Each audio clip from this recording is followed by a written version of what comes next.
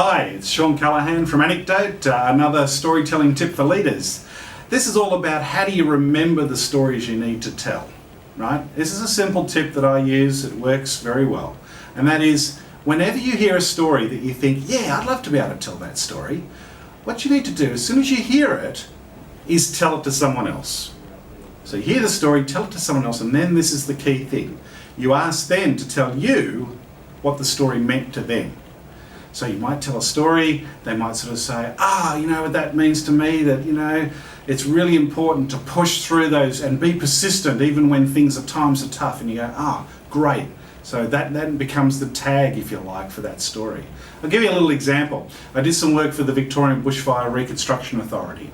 This is the group that helped Victoria recover from the terrible fires that we had a number of years ago. The chairperson for the group was a lady called Christine Nixon. She used to be the police commissioner. She took on this role to help Victoria recover from these fires. Now, we were running a big workshop. I asked her to, see if she could tell a story at the beginning of the workshop, set it off in the right sort of way that we want to get things kicked off.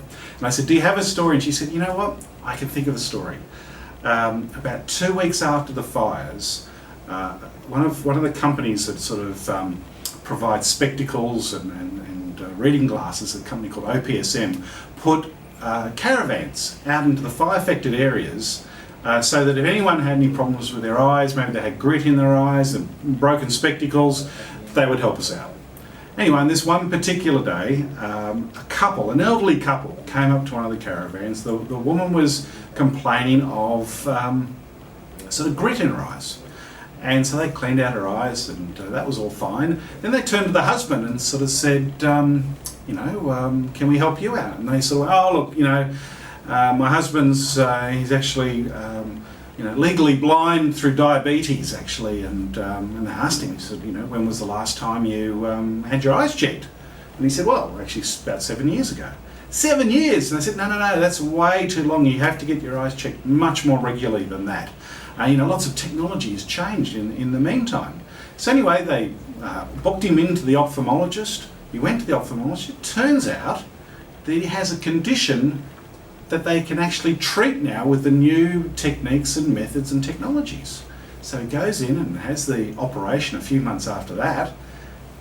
He regains his eyesight. Anyway, as soon as I hear this story, I think, oh my God, that's a fantastic story. I tell it to a lady who worked with Christine called Deborah, and I said, Deborah, what do you take away from that story? And she said to me, you know what? Even in the shittiest situation, good things can happen.